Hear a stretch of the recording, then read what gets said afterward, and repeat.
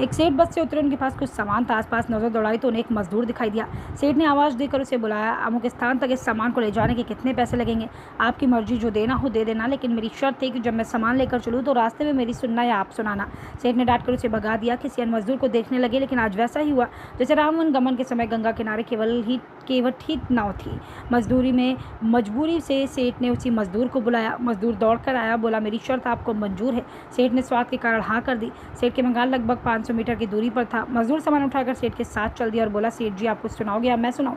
सेठ ने कह दिया कि तू ही सुना। मजदूर ने खुश होकर कहा, मैं कुछ जो भी बोलूँ उसे ध्यान से सुनना। यह कहते हुए मजदूर पूरे रास्ते बोलता गया। दोनों मकान तक पहुंचे। मजदूर ने बरामदे से सामान रख दिया। सेठ ने जो पैसे ले लिए। सेठ से बोला, सेठ जी मेरी बात ध्यान से सुनी या नहीं? सेठ ने कहा, मैंने तेरी बात नहीं सुनी, मुझे तो अपना काम निकालना था। मजदूर बोला, सेठ जी आपने जीवन की बहुत बड़ी गलती कर दी। कल ठीक 7 बजे आपकी मौत होने वाली है। सेठ को गुस्सा आया, बोला, तेरी बकवास सुन ली जा रहा या तेरी पिटाई करूं? मजदूर बोला, मारो या छोड़ दो, कल शाम को मौत हो जाएगी। अब भी मेरी बात ध्यान से सुन लो। अब सेठ थोड़ा गंभीर हुआ, बोला, सभी को मरना है, अगर मेरी मौत कल शाम होनी है तो होगी, इससे मैं क्या कर सकता हूँ? मजदूर बोला, तभी तो कह रहा हूँ, अब भी मेरी बात ध्यान से सुन लो। सेठ बोला, सुना, ध्यान देकर सुनूंगा।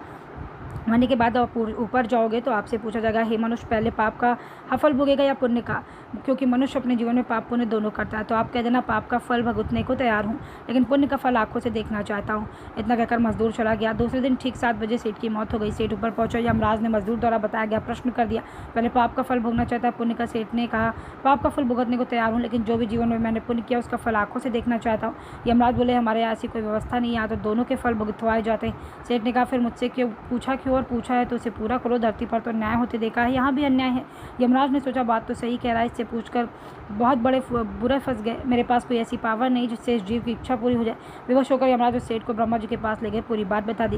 ब्रह्मा जी ने अपनी पोथी निकालकर सारे पन्ने पलट डाले, लेकिन उसको कानून की ऐसी कोई धारा उपधारा नहीं मिली जिससे जीव की इच्छा पूरी हो सके। ब्रह्मा भी विवश होकर यमराज सेठ को साथ लेकर भगवान के पास पहुंचे, समस्या बताई। भगवान ने यमराज और ब्रह्मा से कहा, जाइए अपना अपना काम देखिए। दोनों चले गए। भगवान ने सेठ को कहा, आप बोलो, तुम क्या करना चाहते हो? सेठ बोला, अजी साहब, मैं तो शुरू से एक बात कह रहा हूँ, पाप का फल भुगतने को तैयार हूँ, पुण्य का फल आंखों से देखना चाहता हूँ। भगवान बोले, धन्य है वो सदगुरु जो तेरे अंतिम समय में भी तेरा कल्याण कर गया। अरे मूर्ख, उसके बताए उपाय के कारण तू मेरे सामने खड़ा है।